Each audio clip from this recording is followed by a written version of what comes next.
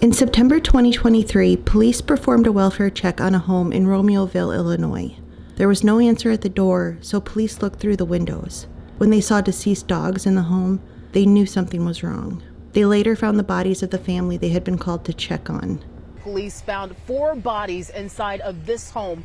At first, it looked like a break-in, but police quickly discovered it was a case of lies, scams, and betrayal. Misery and mystery marked this unfathomable murder case. A family of 4 and their dogs executed at gunpoint in the dead of night. He was the shooter. She was the mastermind. By the time it was over, 6 people were dead.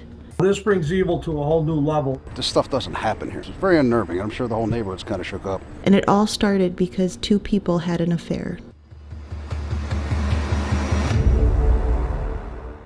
Hi everyone, my name's Anne, but I also go by my nickname Nini.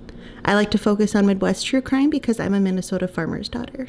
Today we're going to go to Illinois to talk about the murder of an entire family. Zoriada Bartolomei, her boyfriend Alberto Roland, and their 2 sons, Adriel and Diego. This case is a wild one. In September 2023, Zoriada Bartolomei was 32 and lived in Romeoville, Illinois with her boyfriend Alberto Roland, who was 38. They had 2 sons, Adriel, who was 9, and Diego, who was 7. In April, the family moved into a home at 512 Concord Avenue. They mostly kept to themselves, but neighbors would see them working in their yard and the kids playing outside. Neighbors considered them quiet but friendly.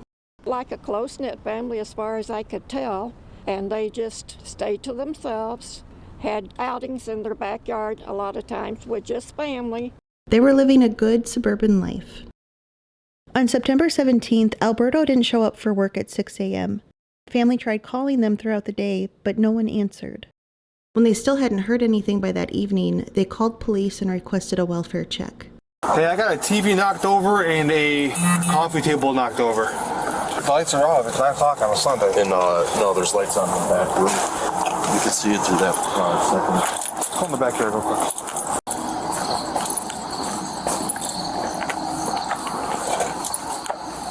Keep an eye on that garage, yeah? See if you can just peek in the back.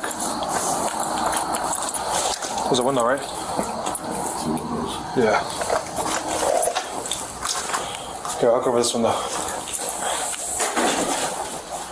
This window's open. No, it's not. Oh God. Dogs are dead. 2 dead dogs. I need more units here. I got 2 dead dogs, TV's knocked over, and a coffee table knocked over in the front room. I'm gonna boot it. We're gonna go nice and slow, all right?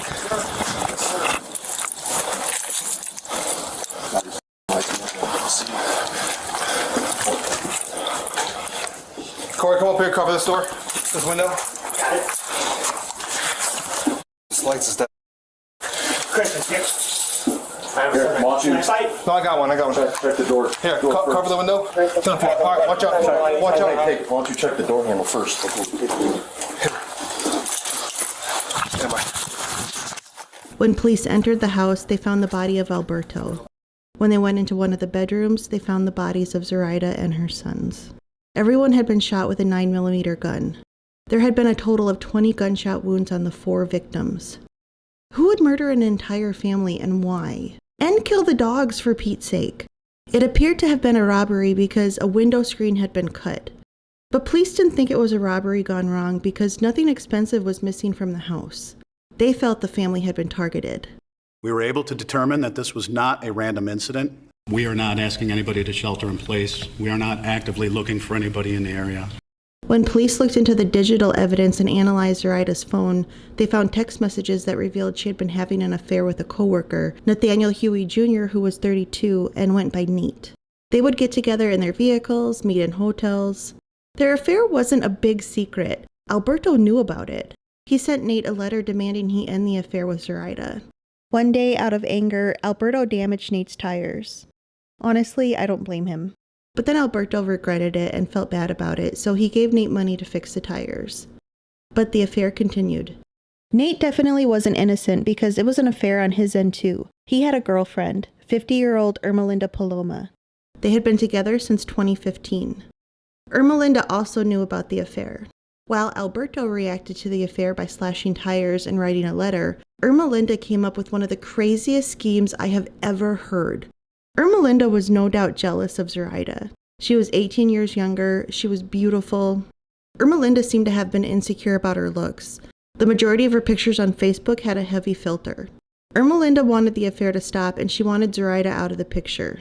Like, completely out of the picture. She wanted her dead.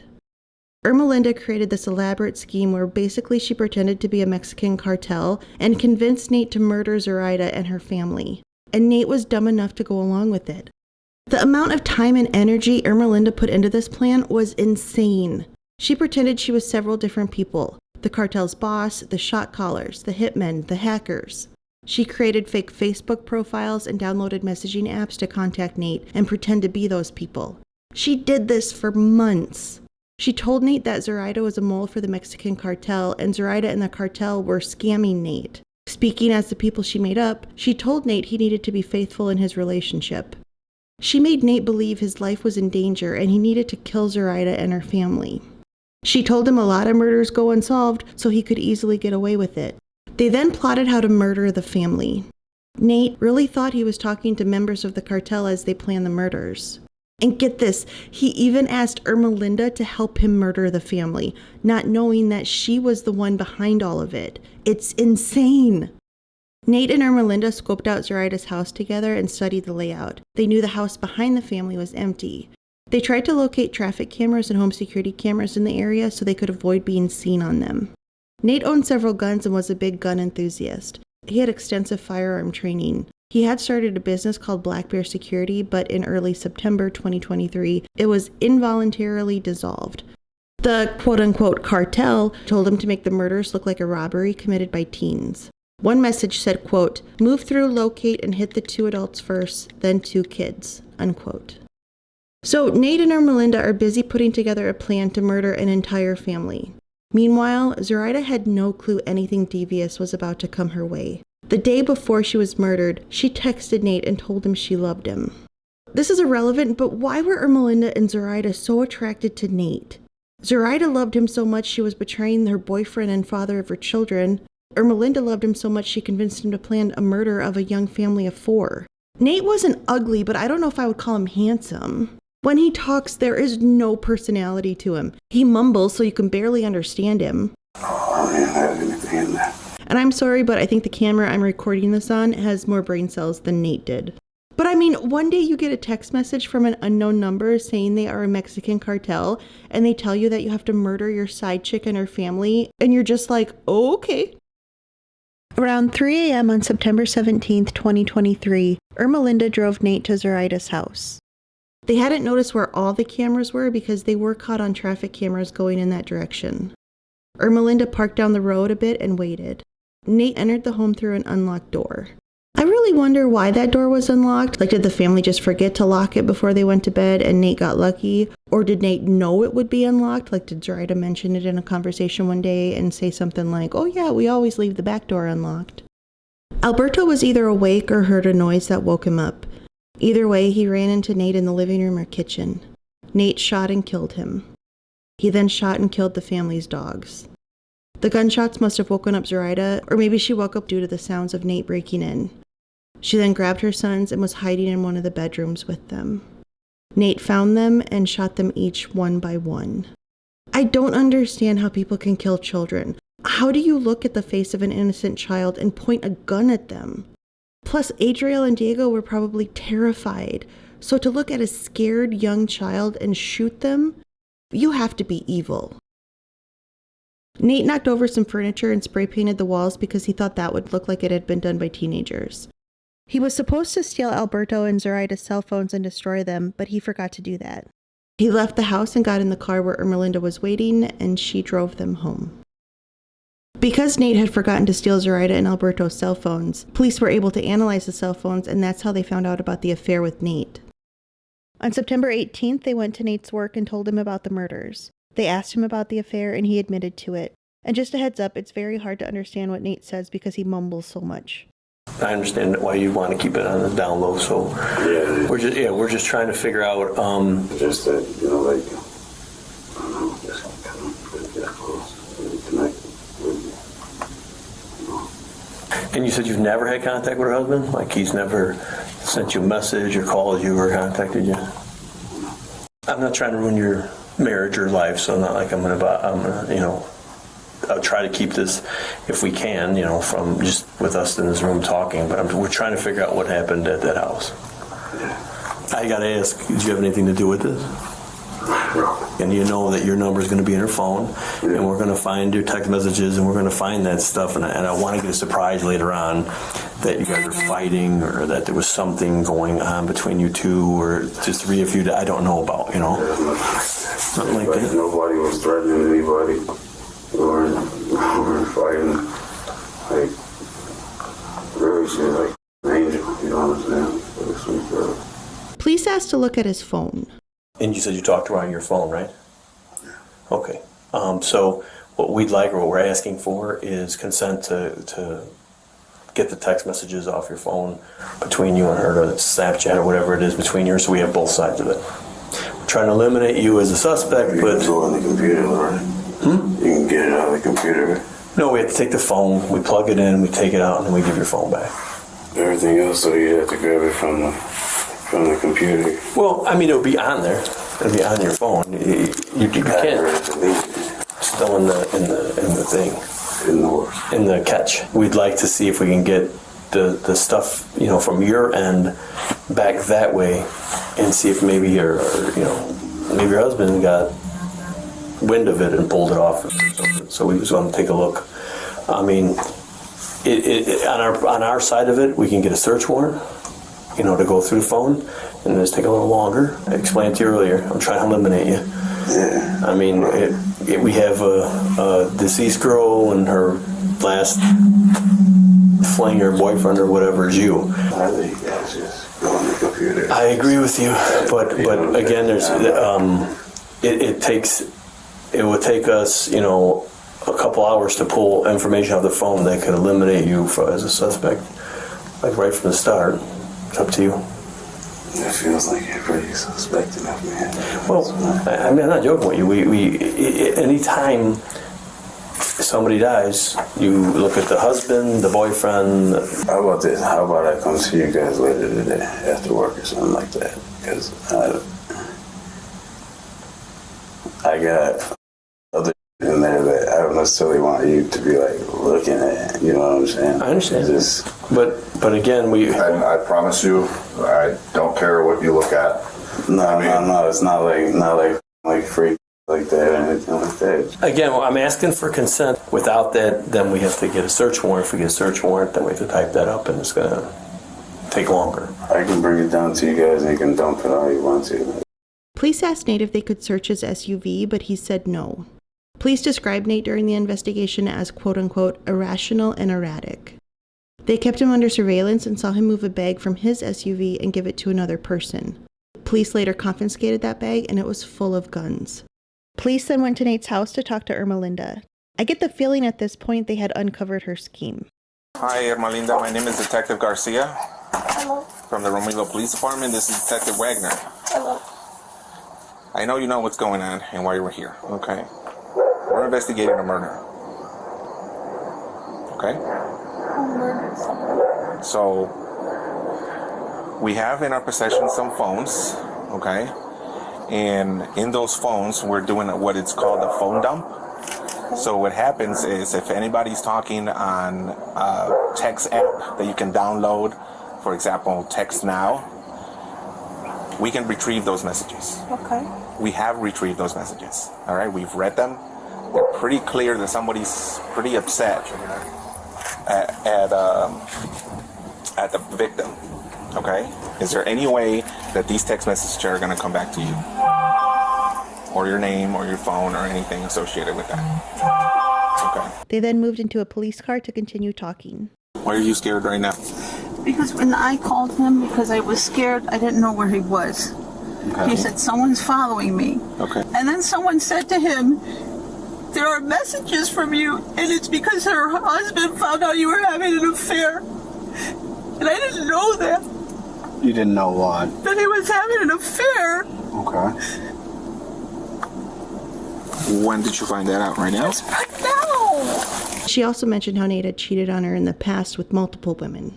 When you find out about him, Like, what happens? You guys get into arguments? Do you talk to the women that he's having affairs with? No, for what? I don't know. No. Leave your man alone kind of thing? No, I'm too old for that. I'm 50 years old. There's no reason for me to, no. And quite honestly, it's not the female's fault. It's his fault. Right. So, no. Does he own guns? No. No.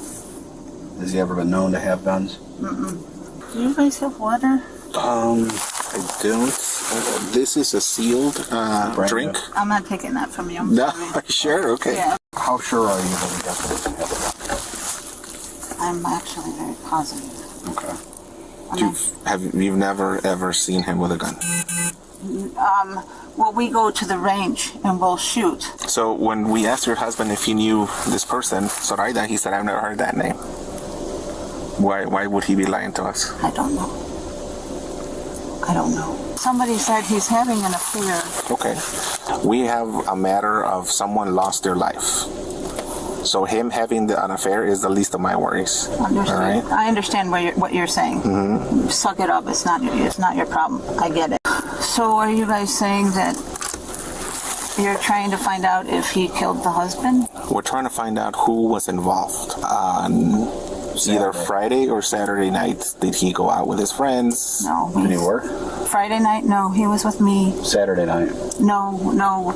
Okay, this is what happened. Mm-hmm. When I get a chance to be with him, I'm with him. Okay. So Friday night, we started drinking. We probably fell asleep. He sleeps in the garage. I sleep in my room. Why does he sleep in the garage? Because he says that he's more comfortable in the garage. But is there a bed in there? No, it's a couch. So we were drinking. We woke up and we were hungover. On Saturday? So, he said, we gotta move. I said, okay, I really want to go to Ross. I want to buy some jeans. And I got home. I fell asleep. But he was with the kids playing GTA. So, on Saturday night, did you guys drink? No, we were sleeping. We were hungover. When I woke up for a brief moment Saturday, maybe like 1, 2, he was still sleeping. And so I went back to bed.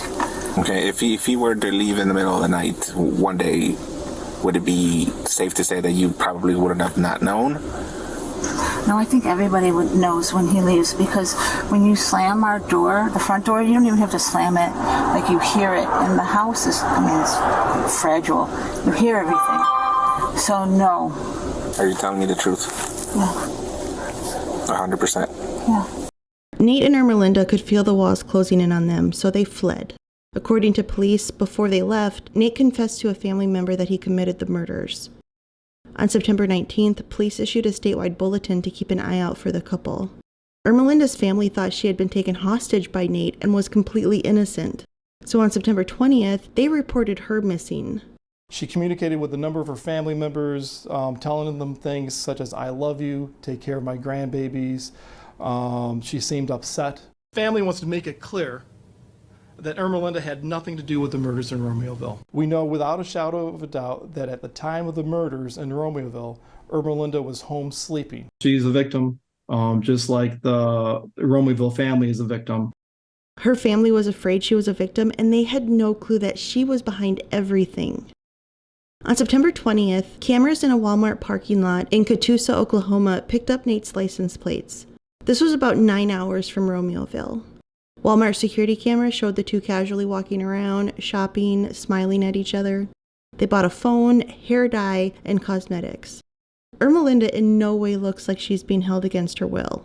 She was even separate from Nate at times, so if she wanted to run or ask someone for help, she had the opportunity.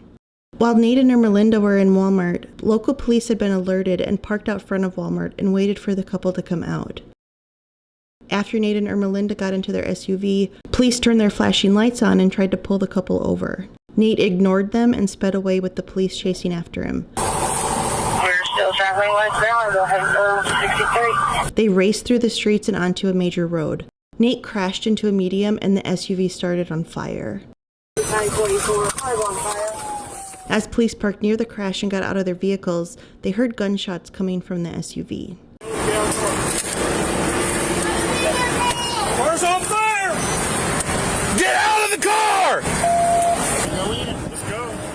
There were huge flames coming from the SUV, but police wanted to get Nate and Ermelinda out alive. They cautiously approached the vehicle due to the flames and because someone had a gun in the SUV. I got door. Do not see movement. No movement.